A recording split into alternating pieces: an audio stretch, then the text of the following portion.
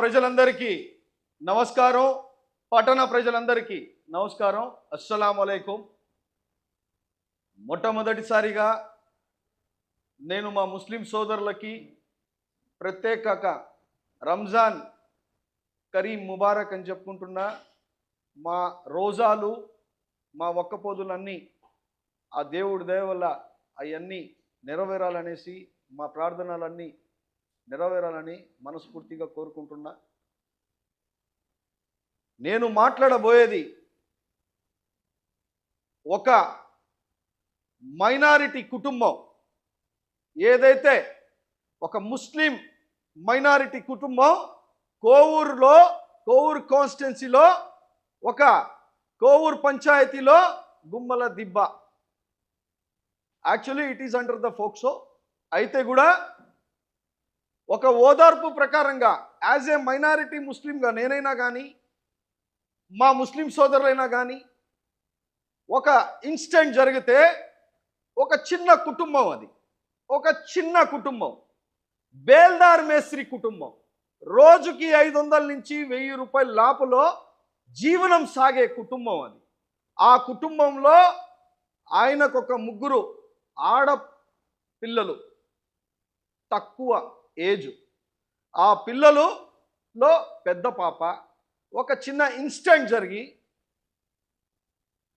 చనిపోతే, ఆ పాపకి కరెక్ట్గా ట్రీట్మెంటు జీజీహెచ్లో మన నెల్లూరులో బాగా జరగకపోతే అక్కడి నుంచి మళ్ళా చెన్నైకి తీసుకుపోయి అక్కడ 4 రోజుల తర్వాత చనిపోయింది పాప అంటే, ఆ పాప నెల్లూరుకి తీసుకొని వచ్చేటప్పటికి కాకాని గోవర్ధనన్న మన జిల్లా నాయకుడు గోవర్ధనన్న పరామర్శించడానికి పోతే కేసులు పెట్టారు.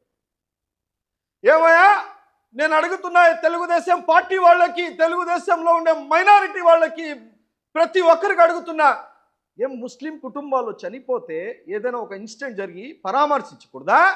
ఓదార్పు చేయకూడదా? కేసులు పెడతారు. మీరు క్యారెక్టర్ అసాసినేషన్ చేసి కేసులు పెట్టిస్తున్నారు. పదే పదే నోటీసులు పంపించి ఇబ్బంది పెట్టే పరిస్థితి. అంటే ఏ ముస్లిం పేద కుటుంబానికి, ఏ ముస్లిం సోదరులకి ఇబ్బంది వస్తే మా నాయకులు పరామర్శించకూడదు. ఇదానా మీరు చేసే రాజకీయం? ఎంతవరకు కరెక్ట్ అంది? ఇది మంచి పద్ధతి కాదు. మేడం ఎమ్మెల్యే,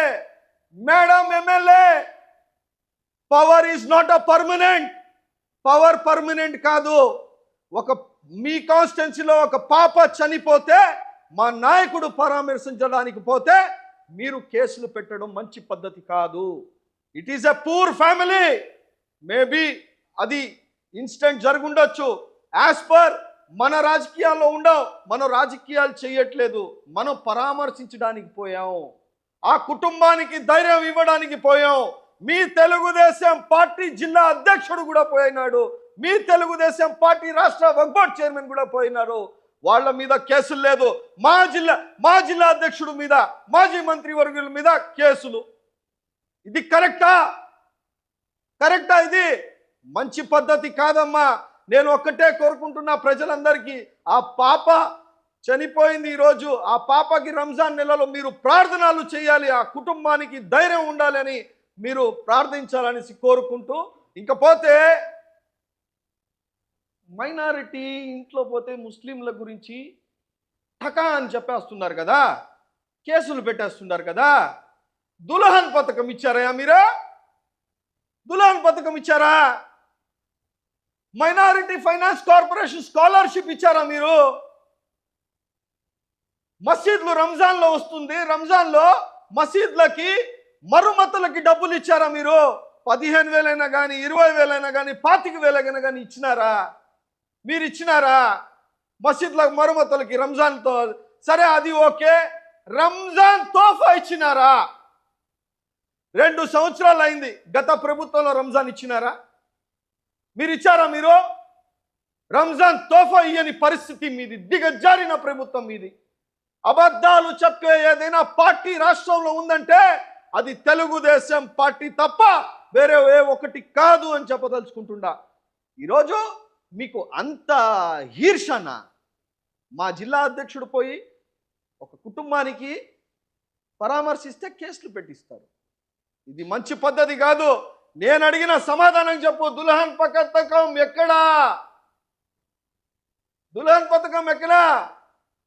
విద్యా విదేశీ స్కాలర్షిప్ ఎక్కడా?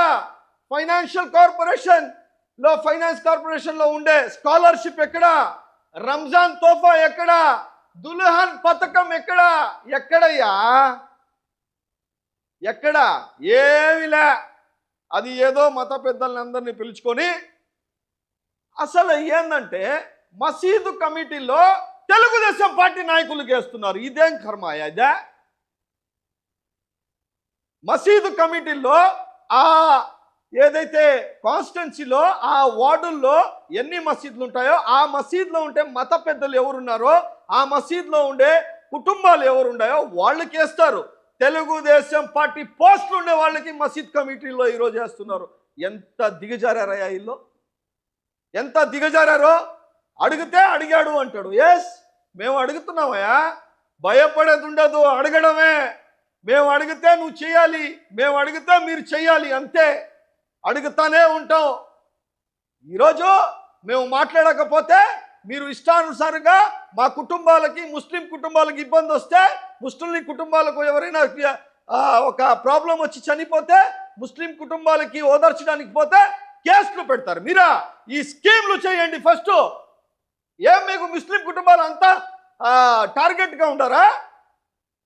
ఎంతవరకు కరెక్ట్? ఇది రాజకీయంగా చేయాలి, అంతేగాని ఇది పవర్ అనేది పర్మనెంట్ కాదు, గాలి లాంటిది. అది ఎవరికైనా కానీ ఇది మంచి సాంప్రదాయం కాదు. ఎయిర్ ఫ్లే లాగా అవుతా ఉంటుంది. ఈరోజు మీది, రేపు మాది, కానీ శాశ్వతం కాదు. ఇది మంచి పద్ధతి కాదు అని చెప్పి ఆ కుటుంబానికి ధైర్యం ఇవ్వాలి. నేను అడిగిన స్కీమ్స్ గురించి ఉత్తున కప్రాలు తిరుపలో ఇనుపలు ఎక్కిన వాళ్ళతో కాదు, ఇనుప ఎత్తే వాళ్ళతో కాదు ప్రెస్ మీట్లు మాట్లాడించేది. నేను అడిగిన ప్రశ్నలకి ఎప్పుడు వస్తున్నాయి ఇవన్నీ చెప్పండి. ఎప్పుడు వస్తున్నాయి అది చెప్పండి. మసీదుల్లో వచ్చి తెలుగుదేశం పార్టీ నాయకులకు, కార్యకర్తలకు మసీదుల్లో కూడా మీరు రాజకీయాలు చేస్తూ ఉంటే ఎంత దిగజారారబ్బా మీరు. ఇది మంచి పద్ధతి కాదు అని చెప్పుకుంటూ నేను సెలవు తీసుకుంటున్నా.